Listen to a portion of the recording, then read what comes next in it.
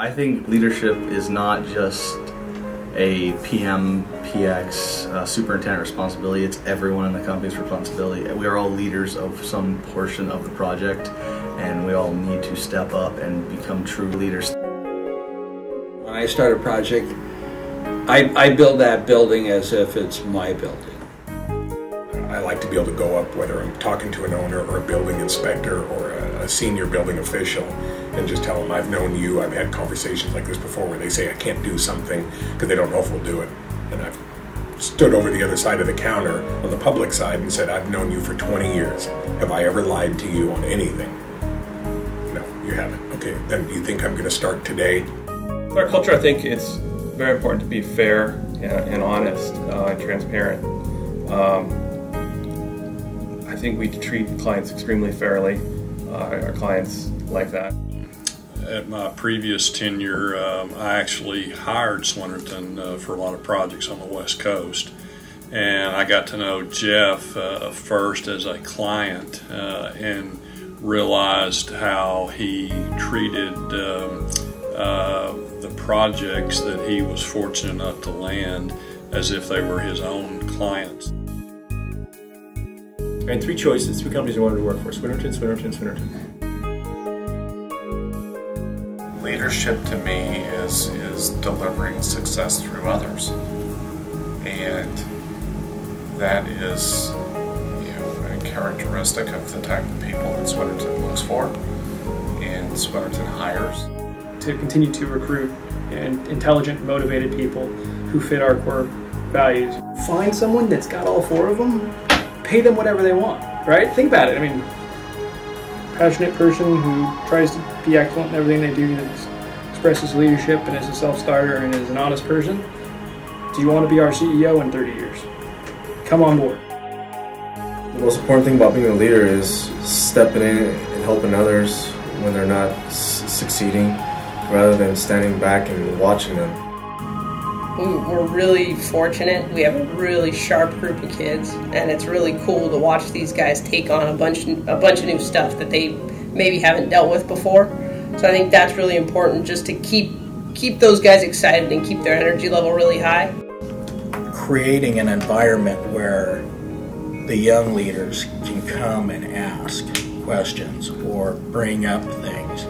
Creating that environment where they're not repressed, where they can feel comfortable to bring things up and ask those questions is what makes us a better company than anywhere else. The older superintendents who don't like technology are learning technology from the engineers and from the assistant superintendents, and they're teaching them their skills and how to manage people and how to build a schedule with logic, not the software part of it. And so they kind of teach each other, and you kind of get a bond going and they help each other out. In a recent safety meeting, Frank said, it's not about your solution or their solution, it's about the best solution for the situation. It happens a lot that the person that you might not suspect coming up with a really great idea comes up with a great idea. And a lot of times our ideas might not be the best idea. And sometimes that carpenter, that foreman, God does have a great idea. I think the best leaders that I've always seen have continued to learn and don't stop. And of course, being good at your job just goes without saying, right? I mean, there's lots of people who are technically good at their job. But if they can take the technical knowledge and put those other skills, or lay those other skills over the top of it, then all of a sudden you've got a leader. You've got not just a manager, but a leader. In regards to visionaries, you have to be able to see talent, you have to be able to see product, technology, trends that are all developing. And they give you the opportunity to, as I like to say, spread your wings. Let you think outside the box. Be creative. You can create your own destiny here. If there's a program that you want to initiate or something that you think is a great idea, they encourage that, thinking outside the box and coming up with ways to do things. Sense of community, that was one of the reasons why I actually came to work here. And so you take 6 people and you throw them in a van, and they all of a sudden have to perform all of these things, right?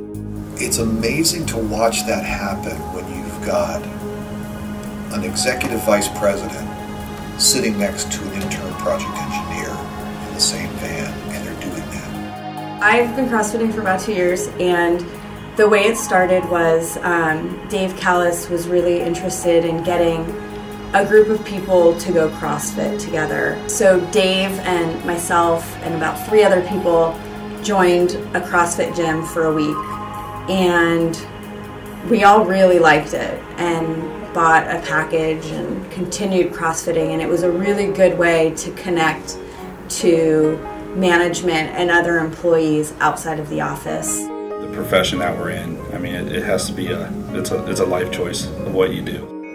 Just support your superintendent. There's so much that we're up against on a daily basis, making sure that everything's taken care of on the job site.